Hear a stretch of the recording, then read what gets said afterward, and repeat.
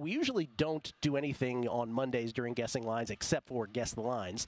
But we wanted to take a little moment for a drop-in from the Bear, from Fox Sports' Chris Fallica. That after, of course, yesterday, Florida State was left out of the college football playoff. They were ranked 5th, despite going undefeated as a Power 5 conference champion. In case you missed it, head coach Mike Norvell, once he gathered himself, quote, "I am disgusted and infuriated with the committee's decision today to have what was earned on the field taken away because a small group of people decided they knew better than the results of the games. What's the point of playing games? Do you tell players it's okay to quit if someone goes down? Do you not play a senior day for fear of injury? Where's the motivation to schedule challenging non-conference games? We're not only an undefeated Power 5 conference champ, but we also played 2 Power 5 non-conference games away from home and won both of them." Jordan Travis, the injured Jordan Travis, whose injury is at the center of all of this, said, "I wish my leg broke earlier in the season so y'all could see this team is much more than the quarterback." And finally, Michael Alford, FSU's athletic director, he had a lot to say, including the consequences of giving into a narrative of the moment are destructive, far-reaching, and permanent, not just for Florida State, but college football as a whole. The fact that this team has continued to close out victories in dominant fashion facing our current quarterback situation should have enhanced, in capitals, our case to get a playoff berth earned, in capitals, on the field. Instead, the committee decided to elevate themselves and, quote-unquote, make history today by departing from what makes this sport great, by excluding an undefeated Power 5 conference champ for the first time since the advent of the BCS-CFP era that began 25 years ago. He goes on to call the decision ridiculous. He goes on to call the committee prognosticators. Chris Fallica, first of all, thanks for joining us. Tell me and Kelly, a FSU grad, me who really is, I said I wasn't going to be outraged. I was a little more outraged than I thought yesterday, quite frankly. Tell us why we're wrong. We're wrong because the committee utilized the protocols and the criteria that they have in place, which personally, that's the biggest shock in this all to me, is that they actually followed through with the protocols and the criteria that they have in place, where if they were talking about best, like they said all along, and using the availability of players matters, it was an easy decision, because you cannot tell me watching what Florida State was the last 2 weeks on the offensive side of the ball, with their backup quarterbacks in there and their inability to complete a forward pass, that they were one of the best 4 teams. And maybe I'm oversimplifying it. Maybe I'm using too much common sense and logic. Maybe I'm being too truthful and harsh in what Florida State would be moving forward.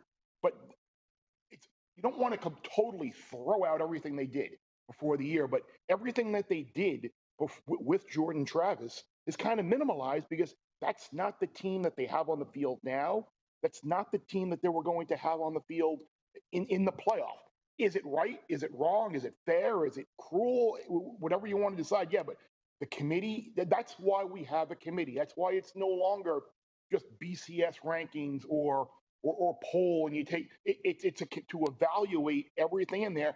I think the committee got down. If you want to be super harsh and super true, and you say to anybody who are the best 4 teams, I think the best 4 teams probably are Alabama, Georgia, Texas, and Michigan. But you're not going to leave Washington out as well, because Washington is a full, complete team right now, and they went undefeated in the league that I think a lot of people for most of the year thought that was the best conference in the Power 5. So do I get where Florida State fans are coming from? True.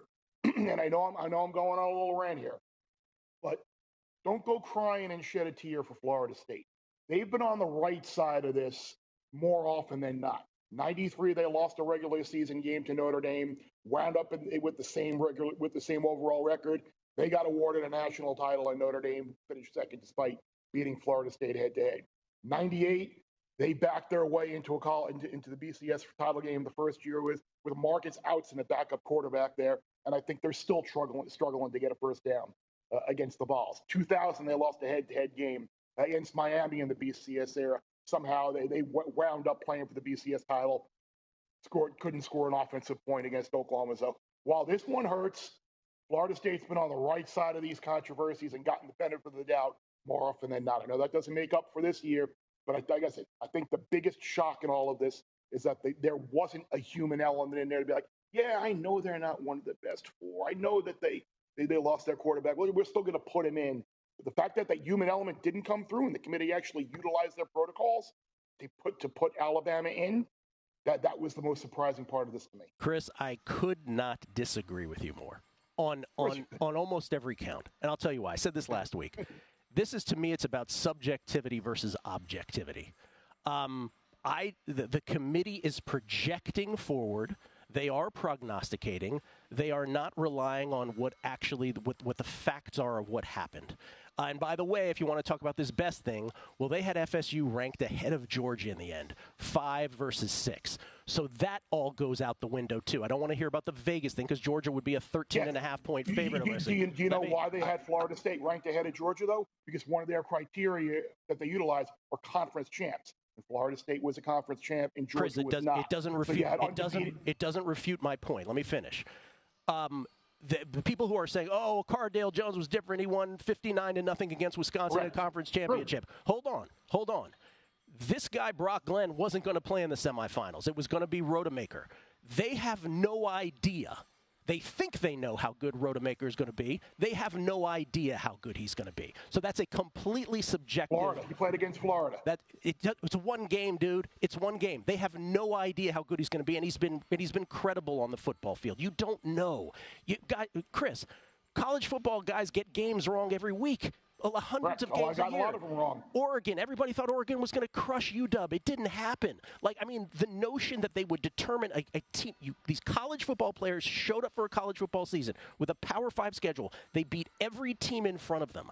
And to tell them at the end, sorry, buddy, that wasn't good enough, for the first time ever, because they decided an injury was so significant that they were going to keep them out.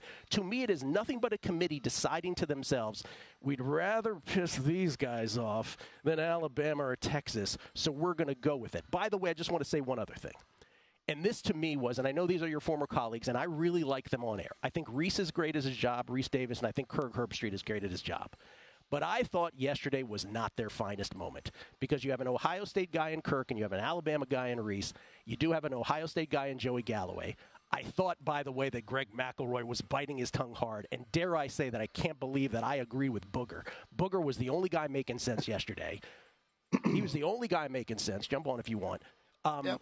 The fact that Kirk got to the point where he was like, oh, if this had happened to, and then he started to think carefully about what he was saying, Michigan with McCarthy or UW or whatever. Notice he didn't say Alabama or Ohio State. First of all, I disagree with him entirely that it would have been the same with even Michigan.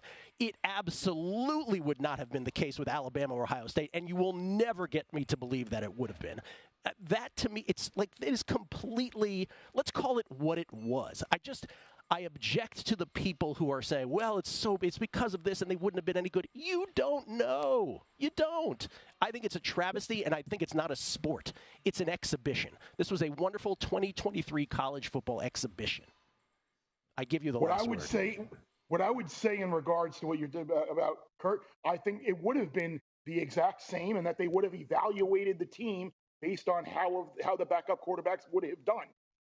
And that's ultimately how they would have decided. I mean, the amazing thing is that the drop-off at quarterback was so great from what Florida State had at the starter to number 2 to number 3. That was the amazing thing.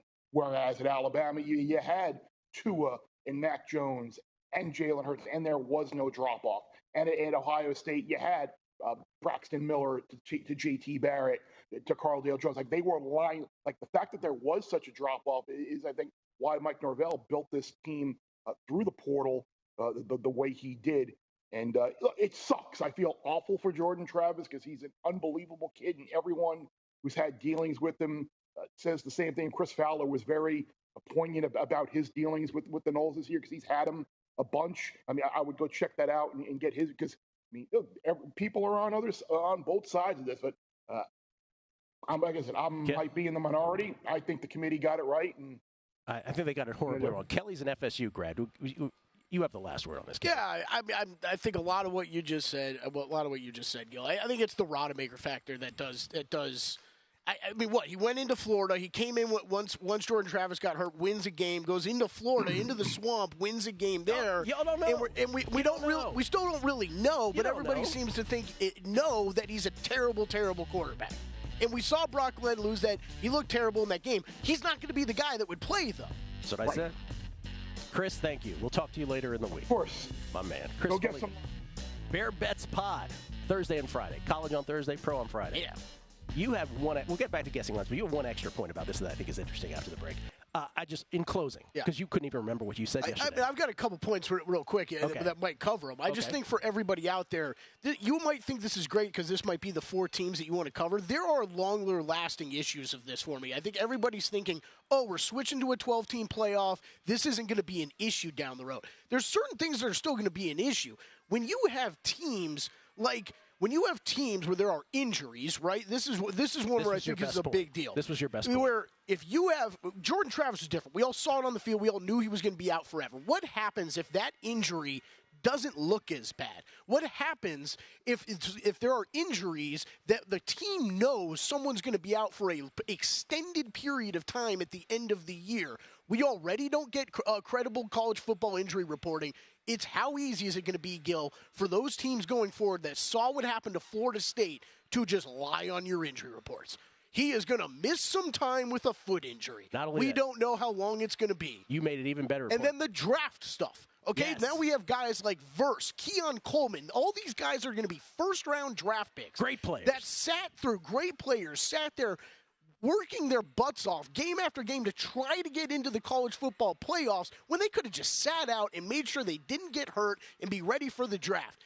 After what they just saw this year, you don't think there's going to be other players in years to come that see that and say, I'm done for the season. I'm good. Keon Coleman, a transfer from Michigan State, launched himself up the draft board this year. He should have sat out the past 2 games. My quarterback got hurt, and I don't play for Alabama, Ohio State, or any of the other blue bloods. I guess I'm just going to sit it out and get ready for the draft because I don't want to risk injury. 100%. I mean, especially we're expanding to 12. And I love the point. Instead of being the 10th seed, of course you should sit out and be ready for the draft. And I love the point that the tweeter made, forgive me, I just read it, where it's like, so offense means more than defense now. They held a 10-2 Louisville team. They dominated them. Yeah. They're an elite defense. And that was part of Booger's point, right? Yes. He was like, if you're saying this, you're saying that defense no longer matters. I could talk about it for an hour, but I'm not going to. You got me fired up again. Now I'm all mad. Now I'm all ready. It's more let me put it this way. The people on the other side that are like, the FSU has no point. I'm like, I have no idea. We're not even on the same planet. We're not even on the same planet. I'll give Fallica credit. It just is. This should be able to be. Yes, I'm fired up. I'm an FSU grad. Yeah. As long as we can have a conversation about this, let's have a conversation. There are too many people that are coming there and be like, no, you're dumb. Or what are you talking about? I thought we had a lovely conversation.